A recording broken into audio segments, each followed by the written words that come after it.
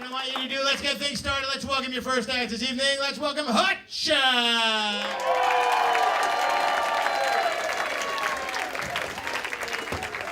Thanks very much, Chris. Chris did actually say this isn't a competition, but just to put you all straight, I am first. First act, that is. So. Anyway, Chris, I just wanted to clear a few more things up. There was actually my wife you were talking to earlier, Erin over there. You asked if she had ATT. Actually, she's got ADHD. And the HD is high definition. So, yeah, you asked her a question and she zoned out. Imagine what it's like for me when I get home every night, especially when The Bachelorette's on. And I mean, it's, yeah. And you also asked if she got good service. I can tell you she gets excellent service. 7 nights a week. So I just wanted to clear all that up anyway, before we get going. So actually, no, there is one other thing, Chris. I want to know why I'm first.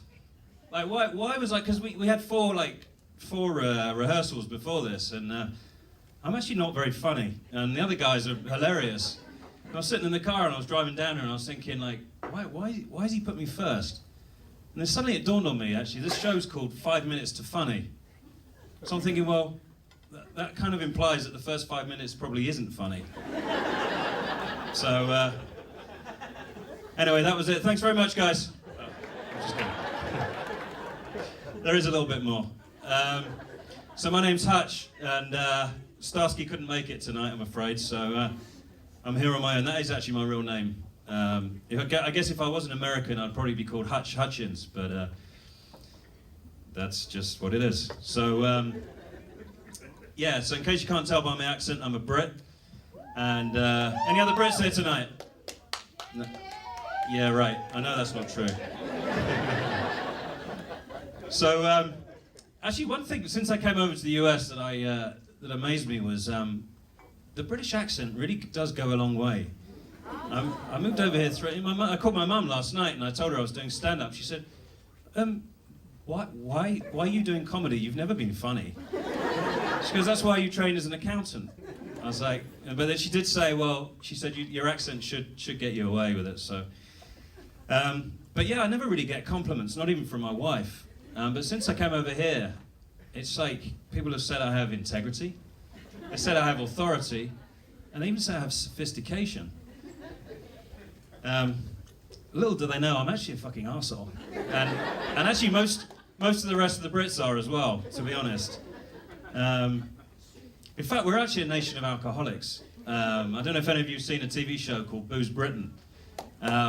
It's terrible, absolutely terrible.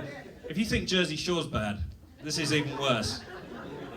In fact, one thing it doesn't have that Jersey Shore does have is the suntans. Most of the Brits are pretty white and pasty, bit like kind of Wayne Rooney. But yeah, so basically every Friday night they're tracing these alcoholics going around these different, shitty towns in England, and it's yeah. The strapline for the show is lifting the lid on Britain's booze epidemic. It's like epidemic.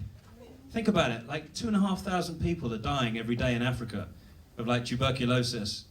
In England, it's like we don't have real diseases anymore. We've kind of created these things. We have liver disease, and yeah, it's really, really bad. But it's funny. The women are actually worse than the guys. Has any of you heard of a place called Essex in England? Yeah, it's terrible. It's where you heard of the chef Jamie Oliver? I mean, God, that guy is something else. I can't understand why Americans have embraced a British chef. Have you ever eaten English food?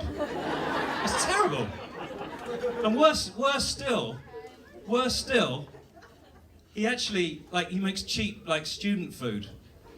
And it is a recipe for disaster. So I was watching him a couple of nights ago, and he was attempting to make an omelette. So I'll just do a quick sort of recap of what it was like. So basically, what you do is you get 3 eggs, and you stick them in the pan, and then you mix it all up. And yeah, most people put in salt and pepper, but yeah, bollocks to that. Just shake the egg. You don't need real salt and pepper. Just use whatever. Just chuck it all in, mix it all up, And as he was saying all this egg was kind of starting to congeal. He goes, yeah, don't worry about it, it's fine, don't worry, that's no problem. And he completely screwed it up. So, I mean, he couldn't even make a fucking omelette. It's like, so I was thinking, like, imagine what he's like with his kids. You know, imagine teaching his son, like, the birds and the bees. Yeah, so, what you want to do, son, is, yeah, take care when you take it out. You know, give it a nice rub till it's, you know, it's nice and hard. If it gets a little bit cheesy, that's fine. Just rub it off with a cloth. Rub it with a cloth, and then yeah, usually I'll stick it in for about 3 to 5 minutes. But you know, it's up to you. You can stick it in for longer if you want. That's no problem. Keep it in there, and you might want to just take it out and check that it's you know, it's the right colour, and you know, if there's anything on it, just you know, obviously give it a rub down, and if it gets nice and moist, just clean it off, and yeah, Bob's your uncle. So I was like, yeah, I flicked the channel when I saw that. It's terrible. Terrible. But anyway, quickly, just going back to Essex Girls.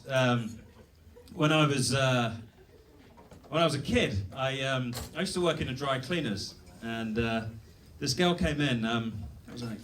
Chlamydia was her name, and she came in and she dropped off her laundry, and she said to me, "Yeah, I'll be back tomorrow to pick up my dress." Didn't understand a word she said. So I responded, "Come again?" She goes, "Nah." She goes, "This time it's mayonnaise." That's all from me. Thanks, everybody. Good night.